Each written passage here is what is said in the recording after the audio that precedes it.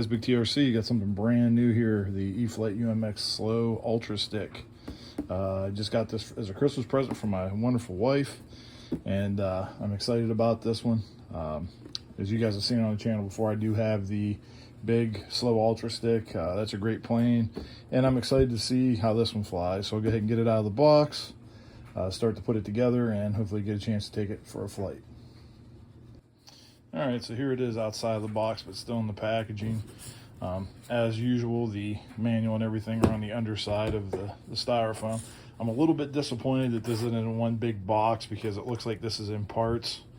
I kind of like to use these as the carrying case for some of these smaller planes, but I don't know how hard this one goes together. It can't be that difficult. So maybe it's like one of those things where you just put it together and take it apart and put it away to transport it. So we'll see how this one goes.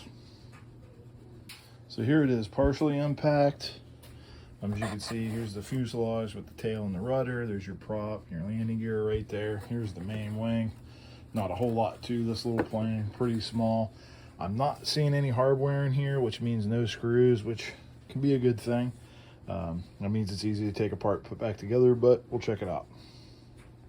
So one thing that I just noticed about this propeller, you can't really see, I'll try to zoom in on it a little bit. It looks like they may have went the way that E-Sheens goes with their smaller planes, where it's kind of got like the prop saver on there that pops off if you hit something, which I'm happy about, but also bummed about because I bought 2 extra propellers for this as well. So if it comes off there when you hit something, I may not need those, but that's interesting.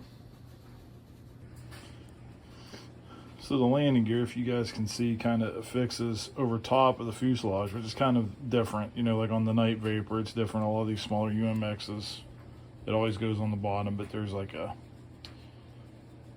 little gap like right there below where the main wing goes on that the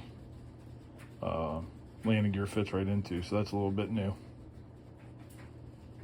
So your main wing goes on pretty easy.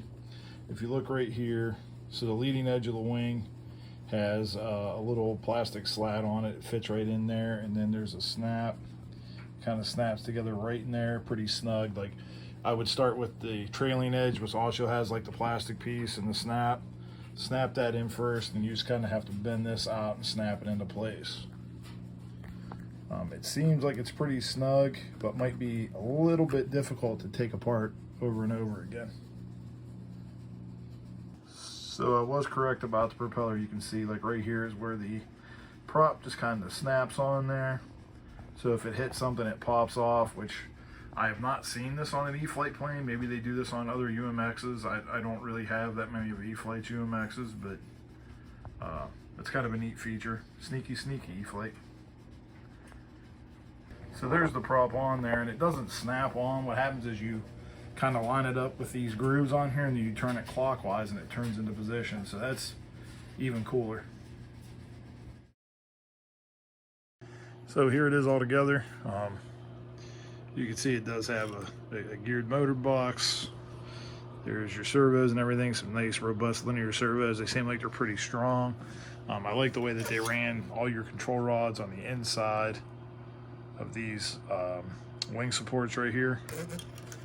It is only a 3-channel. That means you have rudder, elevator, and throttle, no ailerons. It does recommend that you fly this with a 1S 150 milliamp battery. If you fly it with that battery, the whole plane only weighs 42 grams, which is way, way, way below the needed limit if you're trying to fly under the radar. I'm going to fly with a 250 milliamp 1S battery just to get some extra flight time out of it. One thing that does have me excited about this plane is E-Flite has it listed as a skill level 2, which is surprising for the type of plane that this is. That makes me hopeful that it's got some power and it's going to be really fun to fly. It does have safe select, so I have that set up on my radio. It was easy to set up everything on the radio. I have a DX8, just follow the instructions on there. It does show that you should set up your dual rates, the rudder on dual rates on one channel and the elevator on dual rates on another channel. I set them both up on the same channel so that when I switch them, they switch together, but you guys can do however you want. All right, that's about it. I'm gonna take it out here and fly it, see what happens.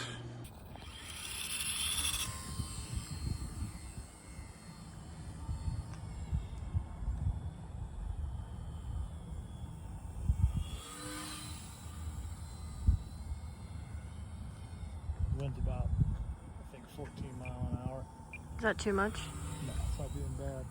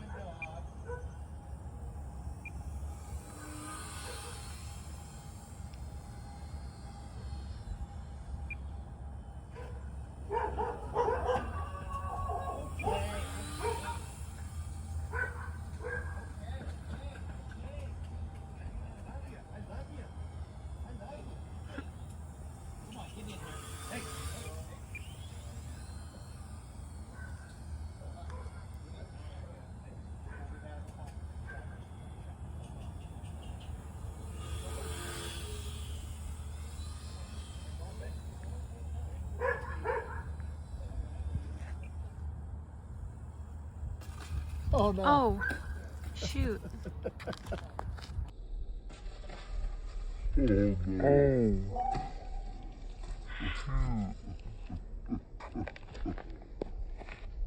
So I hit the tree, and that's why this is made.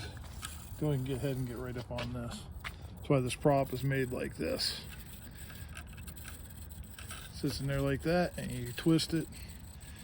So instead of when it hit the tree, it breaking the propeller, it just popped it off of there. Right? Yep.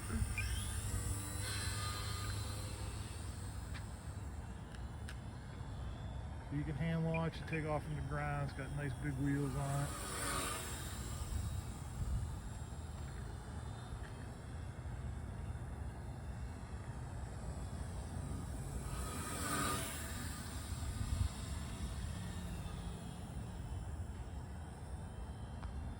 A lot of control.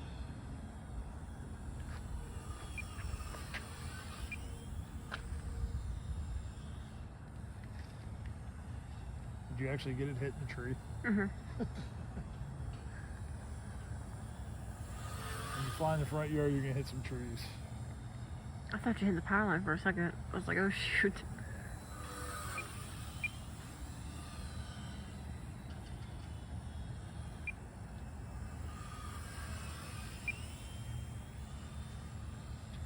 Gotta go into a holding pattern because the car's coming.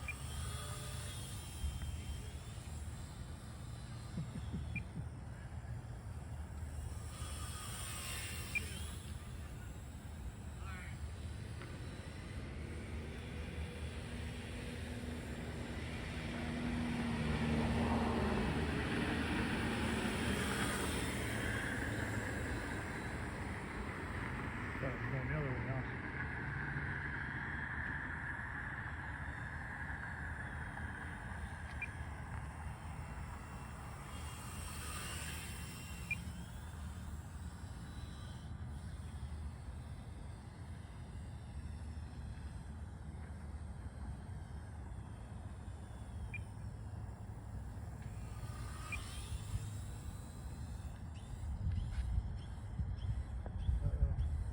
Oh, what's that mean? Motor's cut off, time to land. Oh shoot. Alright guys, I got a few flights in on this thing now, and I've been pretty happy with it. I got a few outdoor flights, a few indoor flights. I do like to fly it indoors much better than I like to fly it outside because of the wind. Even just a little bit of wind of this thing does push it around quite a bit. The only issue I've had with it, and I'll zoom in a little bit, is right here. It seems like the motor mount had started to melt. Now when this happened, I didn't notice the motor being especially hot, but as you can see, it's melted. It's actually closed on this one side, and then on the other side of the motor mount, it's open. So I reached out to Horizon, did the live 24-hour chat, and Was told, leave us your information and everything. We'll get back to you in 24 to 48 hours. And this is typical with the company anymore. I heard back from them in about 2 weeks, and they let me know they were going to send out a new motor mount, which is right here. Now, I have a suspicion that this is something that Horizon's already had to address, because this motor mount is different than the one that comes stock. As you can see, this one's actually open on both sides and not just one side. So I don't know if it was something about that one side where it was heating up, or maybe this was a lesser grade of plastic. I'm not sure. But either way, I got a new motor mount for it. I also picked up a new motor while I was at it, just in case. The great thing about this little plane is replacement parts are relatively cheap if they are in stock, and as you guys know, that's a big if.